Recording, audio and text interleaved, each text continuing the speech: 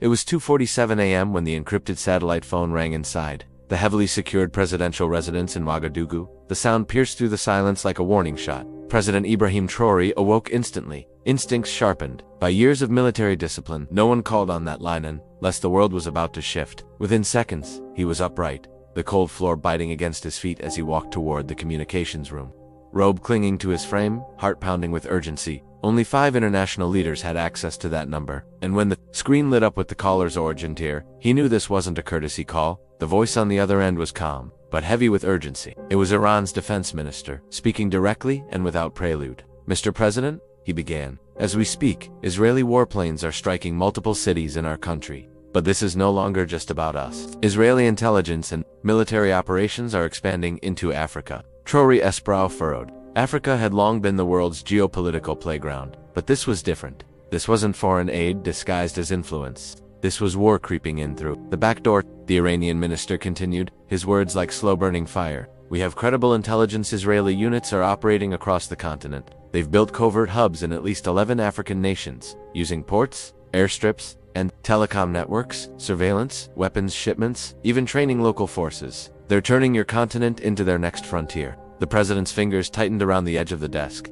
Burkina Faso had its own struggles, its own history of foreign interference. But this was something more insidious. Israel wasn't just watching Africa. It was embedding itself deeply, preparing to use African soil as launch pads for strikes in the Middle East. And now, Iran wasn't just warning him. They were asking him to take a side. One side promised the status quo, silence, submission, and shadow games. The other, open defiance, high risk, and the possibility of a new era. In that dark, quiet hour, President Traoré realized the war in the Middle East was no longer a distant fire. It had crossed oceans, and it was now knocking on Africa's door. As the early morning haze began to lift over Ouagadougou, the gravity of Iran's message still weighed heavily on President Traoré's mind. He hadn't yet responded how could he. What Iran had proposed was nothing short of a geopolitical earthquake. The defense minister's voice still echoed in his ears, as if it had imprinted itself on the walls of the secure room. "We're prepared to offer more than words. Mr. President, we're ready to change your future." Iran's offer was staggering, in both scale and implication.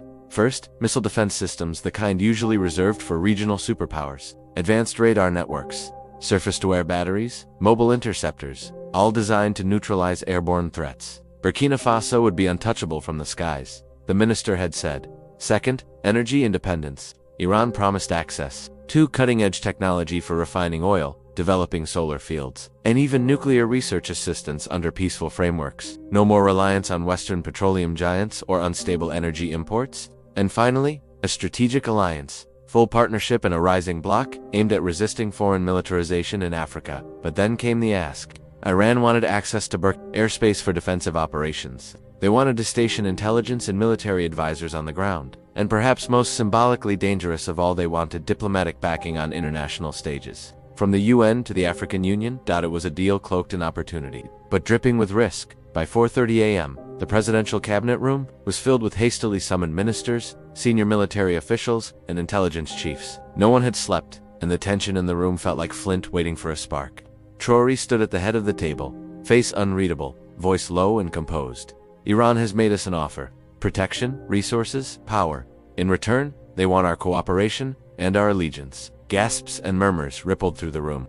The implications were clear to everyone. Supporting Iran meant defying Israel, and by extension, their Western allies. It meant placing Burkina Faso at the heart of a global conflict that had never before reached this far inland. "Make no mistake," Traoré continued, his gaze steady. "This is not just about missiles or alliances. This is about whether we remain a silent pawn or take the dangerous step of becoming a player." The room had fallen into a tense silence, broken only by the rustling of classified documents being handed across the table. At President Traoré's command, Iran's full intelligence dossier was decrypted and presented to the cabinet. What they saw next chilled even the most seasoned among them. This wasn't just speculative geopolitics. It was a map of Africa, overlaid with icons marking Israeli military activity in countries most believed were untouched by the Middle Eastern conflict. Israeli-linked intelligence operations confirmed in Nigeria, Kenya, Ethiopia, South Africa, Ghana, and even the DRC, read Defense Minister Kabor, pointing to high-resolution satellite images. Hidden drone stations disguised as civilian installations, arms shipments rerouted through mineral exporting companies, military advisors embedded within local forces,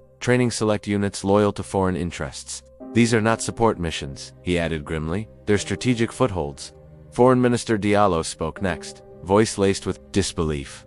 They're building a continental grid, not just for observation but for influence, disruption, and if needed, covert strikes. Iran's intelligence revealed that Israel wasn't merely monitoring the region, it was preparing for something far bigger. Plans for long-range surveillance corridors, naval access through West African ports, even cyber nodes hidden within telecom infrastructure. The conflict in the Middle East had simply been the spark. Africa, it seemed, was already the dry grass dot. President Traoré leaned forward, eyes scanning the data with a hardened stare. We thought we were neutral, he muttered, but we've been in this war all along, only from the shadows. Then came Iran's second proposal, an anti-Israel alliance made up of African nations willing to resist covert militarization. It wasn't just about defending one country, it was about uniting the continent under a shared cause.